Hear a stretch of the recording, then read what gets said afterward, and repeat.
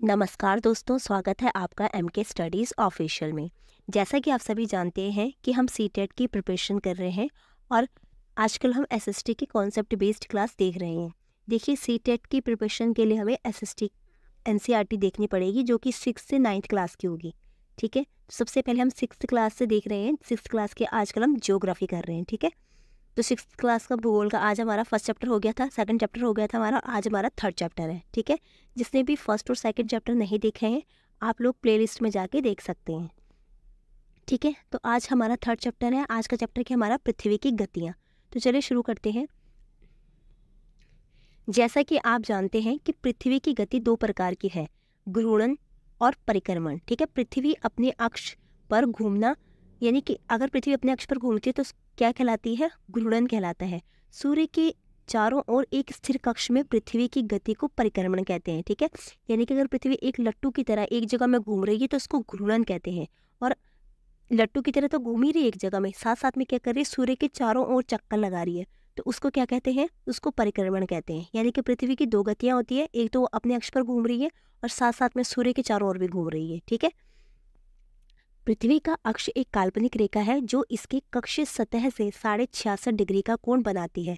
वह समतल जो कक्ष के द्वारा बनाया जाता है उसे कक्ष समतल कहते हैं। पृथ्वी सूर्य से प्रकाश प्राप्त करती है। पृथ्वी का आकार गोले के समान है, इसलिए एक समय में सिर्फ इसके आधे भाग पर ही सूर्य की रोशनी प्राप्त होती है। सूर्य की ओर वाले भाग में दिन होता है, जबकि दूसरे भाग जो सूर्य से दूर होता है वहाँ रात होती है।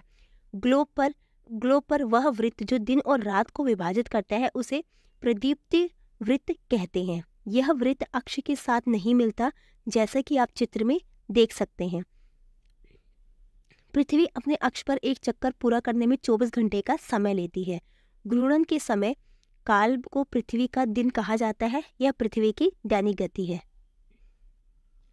देखिए, हमने अभी क्या देखा, हम पहले डायग्राम के थ्रू इसको समझते हैं। देखिए, ये आपको डायग्राम दिया हुआ है। ठीक है, ये हमारी विषुवत रेखा है, ये हमारी कर्क रेखा और नीचे हमारी मकर रेखा है। ठीक है, विषुवत रेखा जिसको कि 0 डिग्री या भूमध्य रेखा भी कहा जाता है। ठीक है, अब देखिए, पृथ्वी अपने अक्ष पर 23.5 डिग्री झुकी हुई है, जो कि आप यहाँ पे देख सकते हो। ये इसका नॉर्थ पोल है, ये इसका साउथ पोल है, यानी कि उत्तर ध्रुव और दक्षिण ध्रुव। ठीक है, अब पृथ्वी को ऐसा होना चाहिए था, बिल्कुल, है ना, ये जो आप डॉट डॉट पे देख रहे हो। ठीक है, कि ऐसा होना चाहिए था पृथ्वी को, लेकिन पृथ्वी 23.5 डिग्री झुके होने के कारण ऐसी है।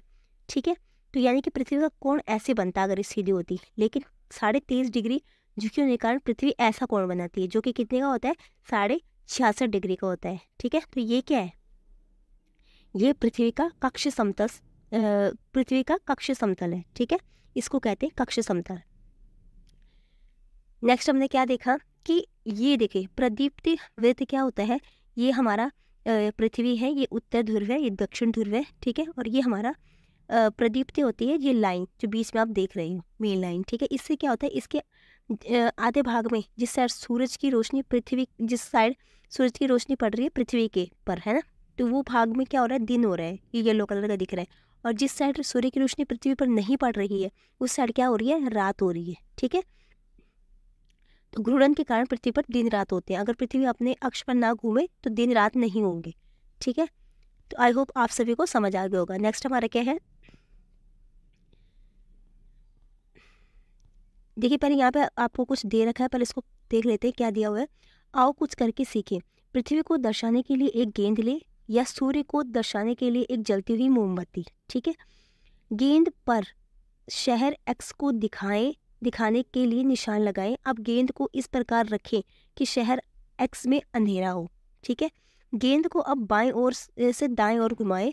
जैसे कि आप गेंद को थोड़ा घुमाते हैं तो शहर में सूर्योदय होगा। अगर गेंद को आप घुमाना जारी रखें तो बिंदु एक्स धीरे धीरे सूर्य से दूर चला जाएगा। अब जैसे जैसे घुमाते रहेंगे तो वैसे वैसे क्या होगा, देखिए, जैसे हमने यहाँ पे ये गेंद ही ले ली है ना, यहाँ पे हमने माना ये हमारा और यहाँ पे हमारा क्या है, ऑस्ट्रेलिया है। ठीक है, अगर हमने यहाँ पे ऑस्ट्रेलिया माना, जैसे जैसे हम इसको घुमाएंगे तो ये भाग हमारा सूर्य की तरफ हो जाएगा। अब इसमें अंधेरा है, जैसे सूर्य की तरफ होगा तो हमारा दिन हो जाएगा, फिर उसको और घुमाएंगे फिर रात हो जाएगी। ठीक है, नेक्स्ट हमारा क्या था, अगर पृथ्वी घूर्णन नहीं करे तो क्या होगा? सूर्य की तरफ वाले भाग में हमेशा दिन होगा, जिसके कारण उस भाग में गर्मी लगातार पड़ेगी, और दूसरे भाग में हमेशा रात रहेगा और पूरे समय ठंड पड़ेगी। इस तरह की अवस्था में जीवन संभव नहीं हो पाएगा। ठीक है, अगर पृथ्वी गति न करे तो एक तरफ सिर्फ दिन रहेगा और एक तरफ सिर्फ रात रहेगा। जहाँ दिन रहेगा वहाँ तो रेगिस्तान की तरह हालात हो जाएंगे, है ना, जीवन संभव ही नहीं हो पाएगा, इतनी गर्मी पड़ेगी। और जहाँ सूरज की रोशनी नहीं पड़ेगी वहाँ इतनी ठंड पड़ेगी कि वहाँ भी जीवन संभव नहीं हो पाएगा। ठीक है, तो इसलिए पृथ्वी का अपने अक्ष पर घूमना बहुत जरूरी है। नेक्स्ट हमारा क्या है? पृथ्वी की दूसरी गति जो सूर्य के चारों ओर कक्ष में होती है उसे परिक्रमण कहते हैं। जैसे कि आपको यहाँ पे दिख रही है, ये रेड रेड लाइंस है। ठीक है, ये सूरज है, तो पृथ्वी क्या करती है? सूर्य के चारों ओर पे घूमती है, जिसको कि परिक्रमण कहते हैं। इसी जैसे रेड लाइन है तो इसी लाइन में चलती है। ठीक है, हम लोग एक वर्ष 365 दिन में सूर्य का एक चक्कर लगाती है। हम लोग एक वर्ष 365 दिन का मानते हैं। ठीक है, तथा सुविधा के लिए 6 घंटे को इसमें नहीं जोड़ते, क्योंकि इससे कंफ्यूजन क्रिएट होता है। ठीक है, क्या आप जानते हैं कि प्राचीन भारतीय खगोल शास्त्री आर्यभट्ट ने बताया था कि पृथ्वी गोल है और अपने कक्ष पर घूर्णन करती है? ये आर्यभट्ट जी ने बहुत पहले बता दिया था। नेक्स्ट हमारा क्या है?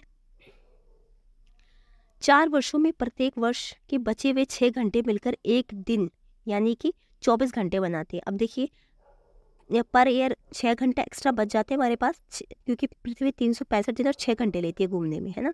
तो 6 को अगर हम 4 बार प्लस करेंगे तो 24 घंटे होते हैं, है ना।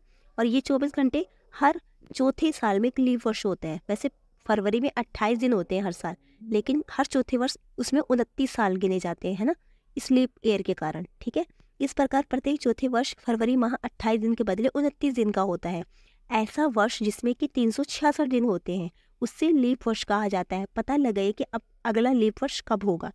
चित्र से स्पष्ट है कि पृथ्वी दीर्घ वृत्ताकार पथ पर सूर्य के चारों ओर चक्कर लगाती है। ध्यान दीजिए कि पृथ्वी पूरे कक्ष में एक ही दिशा में झुकी हुई है, जैसे कि आप देख सकते हो डायग्राम में। ठीक है, सामान्यतः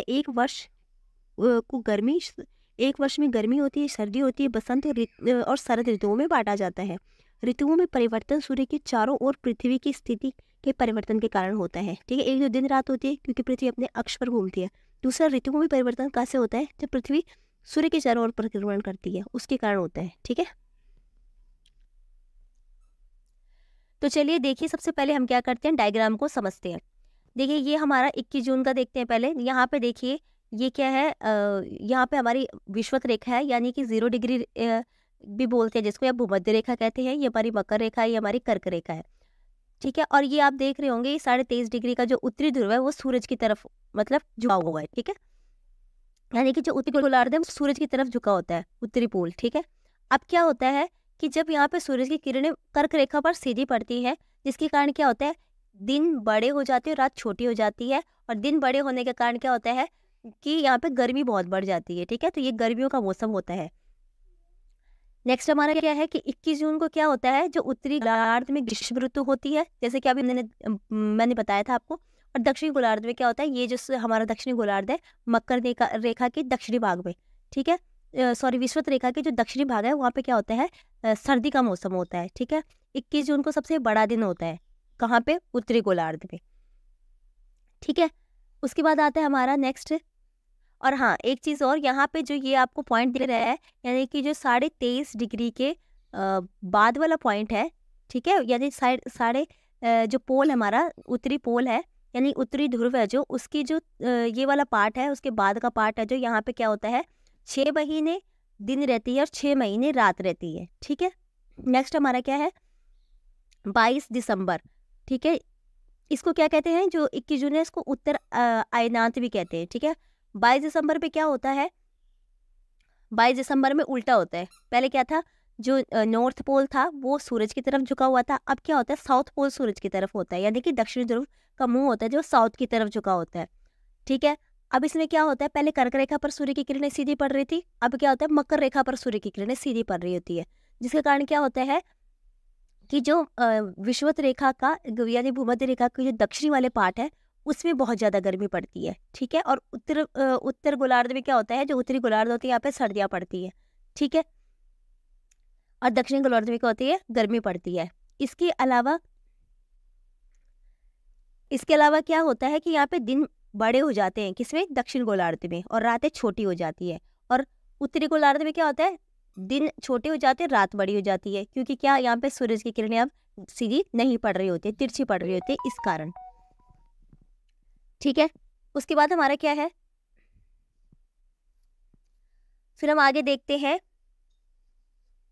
और इसको क्या कहते हैं, इसको दक्षिण अयनांत कहते हैं। उसके बाद आगे हमारा उत्तर ध्रुव। ठीक है, ठीक है, उत्तर ध्रुव में क्या होता है, जब यहाँ पे होती है हमारी पृथ्वी 21 मार्च को, 21 मार्च को जब पृथ्वी यहाँ पे आती है, ठीक है, इसकी पोजीशन यहाँ पे आती है 21 मार्च को, तो यहाँ पे क्या होता है, एक तो पहले सबसे पहली बात क्या है कि जो 21 मार्च और 23 सितंबर को क्या होता है, जो सूर्य की किरणें होती है वो किसी भी पोल पे नहीं पड़ती, जैसे कि आप डायग्राम पे देख सकते हैं। ठीक है, सूरज की किरणें यहाँ इस साइड पड़ रही है, पोल हमारा सूरज के डायरेक्ट सामने नहीं आ रहा है ना, तो पोल पे तो सूरज की किरणें पड़ नहीं रही हैं।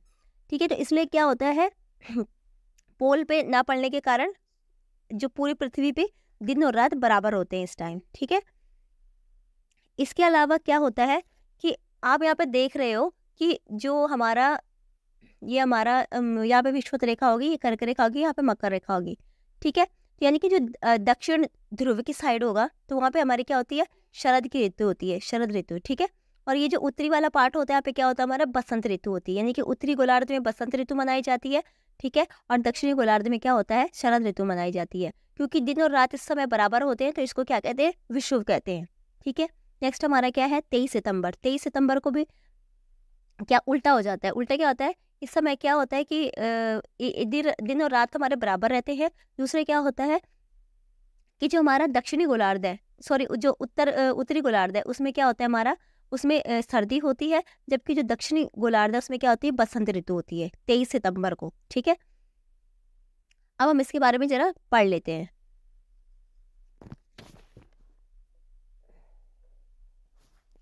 क्या आप जानते हैं कि एक दीर्घ वृत्त कैसे बनाया जाता है? एक पेंसिल, दो पेन और एक धागे का छल्ला लीजिए। अब इन पिनों को कागज पर स्थिर कर दें, जैसा कि चित्र में दिखाया गया है। अब इन दोनों पिनों को घेरते हुए धागे के छल्ले को एक कागज पर रखें।